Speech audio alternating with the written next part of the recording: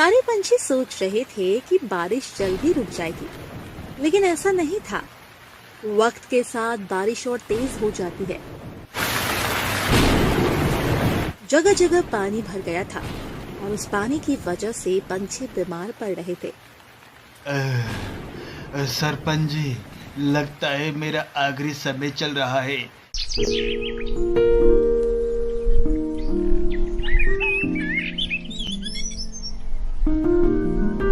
सरपंच जी, मुझे शहर जाना है। वहाँ जाकर मुझे डॉक्टर बनना है। क्या कहा? डॉक्टर बनना है, वो भी शहर जाकर? है ऊपर वाले, अब मैं चिंकी को कैसे समझाऊं कि भला आज तक कोई इस जंगल से गया है शहर, जो तू जागी वो भी डॉक्टर बनने। आप मुझे चाहे जितना रोके, मैं शहर जाकर डॉक्टर बनकर ही रहूंगी। जैसे मेरी माँ मर गई इलाज के बिना, मैं नहीं चाहती कोई और मर जाए। सुनो चिंकी, हमने कभी नहीं सुना कि जो शहर जाता है वो वापस जंगल आ जाए। भला जिसे शहर की हवा लग जाए वो जंगल आ जाए? कभी नहीं, कतई नहीं, बिल्कुल नहीं। चिंकी किसी की बात नहीं मानती और वो शहर चली जाती है। चिंकी के जाने के बाद हर जगह चिंकी की ही बातें चल रही थी। अरे सुना तुमने? चिंकी शहर गई है डॉक्टर बनने के लिए। अगर वो डॉक्टर बन गई तो हमारे जंगल को और हमें कितना फायदा हो जाएगा। क्यों, सही कहा ना मैंने? हाँ, बड़ा भारी फायदा हो जाएगा। भला एक बात बताओ, जो शहर गया है वो कभी आया है लौट के, जो चिंकी आ गई? हर जगह यही बातें हो रही थी। कुछ दिनों बाद सब पंछी अपने अपने कामों में लग जाते हैं और देखते ही देखते बरसात भी आ जाती है।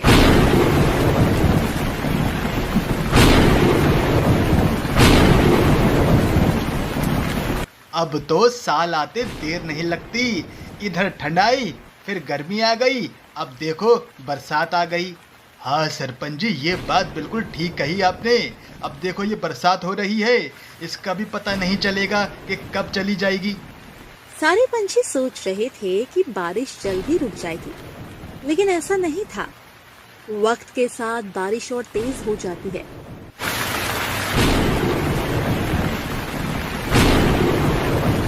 जगह जगह पानी भर गया था और उस पानी की वजह से पंछी बीमार पड़ रहे थे।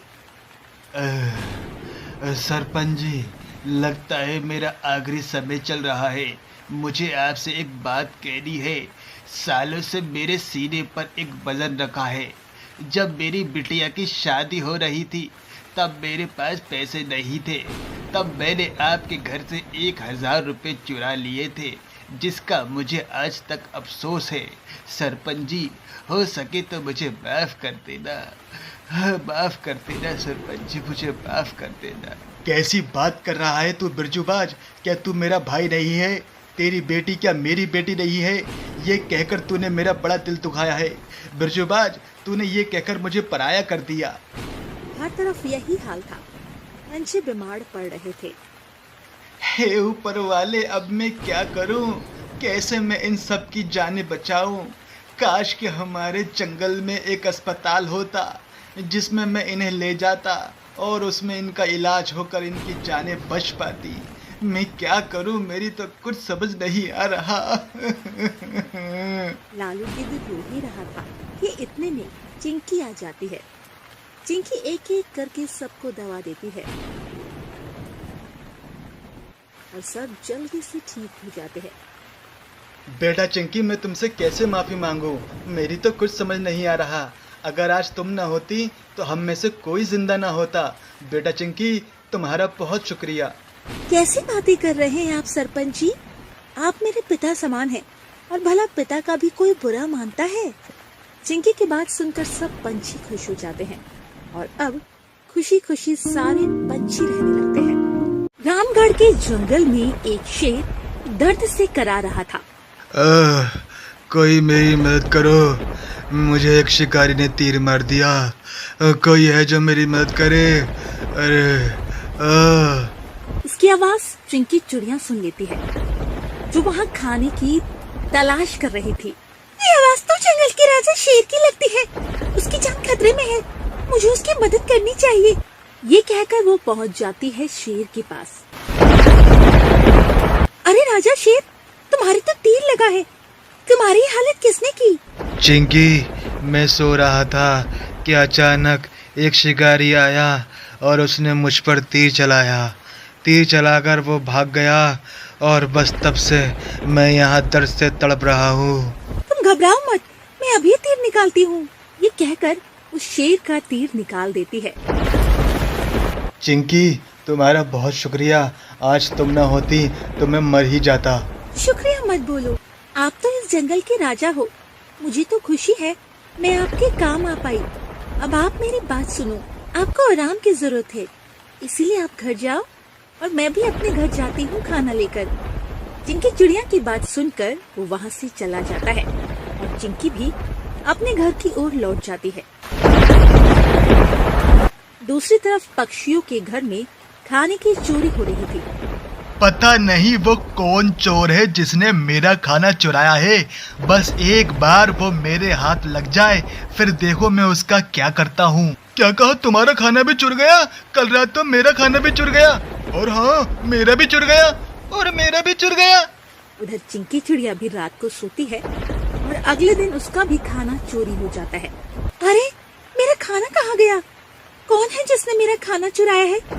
चिंकी चिड़िया ये कह ही रही थी, सारे पंछी उसके घर आ जाते हैं और चिंकी को सब बता देते हैं। तुम लोग परेशान मत हो, मैं कुछ न कुछ करती हूँ उस चोर को पकड़ने के लिए।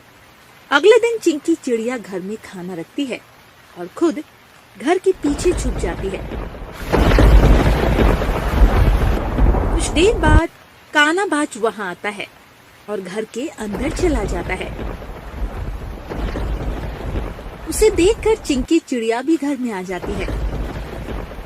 ओहो, तो तुम हो वो चोर जो सबका खाना चुराता है? हाँ, वो मैं हूँ जो सबका खाना चुरा रहा है, और अब मैं तेरा खाना भी चुराऊंगा। मैं भी देखता हूँ तू क्या कर लेगी। अच्छा, ये बात है, तो रुक, मैं अभी सारे पंछियों को बुला कर लाती हूँ। रुक चिंकी, तू कभी किसी को नहीं बुला पाएगी। पता है क्यों? क्योंकि मैं तुझे मार दूंगा। इतना कहकर वो उसे पकड़ता है और ऊपर ले जाकर नीचे छोड़ देता है। नीचे गिरने से वो बेहोश हो जाती है। चिंकी, बता, अब तुझे मुझसे कौन बचाएगा? मैं बचाऊंगा इसे। जैसे ही वो पीछे देखता है तो सामने शेर खड़ा होता है। राजा शेर, तुम यहाँ?